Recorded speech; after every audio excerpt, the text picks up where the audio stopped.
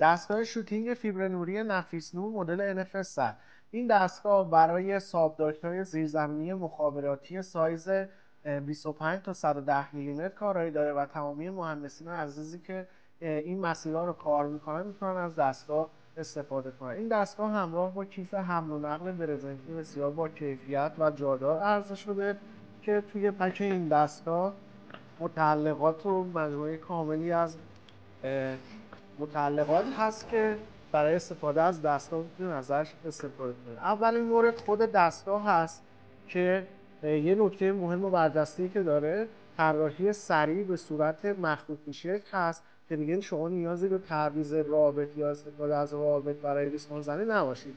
با همین طراحی که داره سایز لوله 25 تا 110 میلیمتر کیپ میشه و به راحتی شما میتونید سابدارک‌ها رو عملیات ریسمان زنیشو انجام بدید. این قسمت شما ریسمان رو وارد میکنید و از این قسمت ریسمان خارج میشه و ریسمان این دستگاه اکسترنال هست.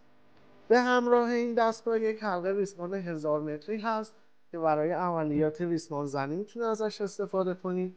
پک بالون های دستگاه هست که از سایز 25 تا 110 میلیمتر هست و توی لوله های مختلف به راحتی میتونید از این پک استفاده کنید. سر ریسمان بسته میشه و یک کاتر همراه این دستگاه هست که برای برش زدن ریسمان میتونید از این کاتر استفاده کنید که تیغ‌های یدکی هم همراهش هست این کاتر و فوق‌العاده با کیفیت و محکم هست.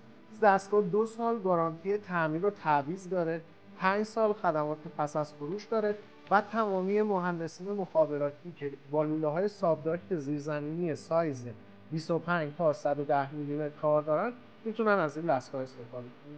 قابلیت کارایی این دستگاه از 50 تا 500 متر هست، یعنی شما با دستگاه شوتینگ فیبر نوری نفیس نور تا 500 متر لوله و مسیر رو به صورت منهول به منهول و سابدارک میتونید ریسمان زنی کنید.